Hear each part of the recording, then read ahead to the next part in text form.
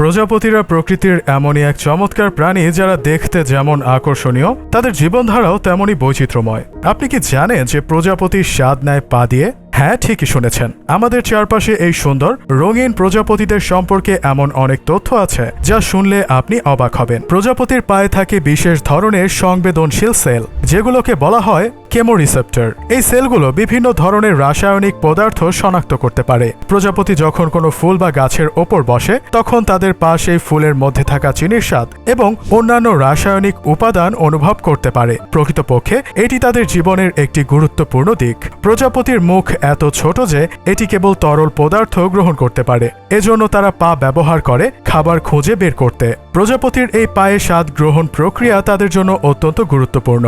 এর মাধ্যমে তারা শুধু তাদের পুষ্টির চাহিদা মেটায় না, বরং খাদ্যের গুণগত মানও বিচার করতে সক্ষম হয়।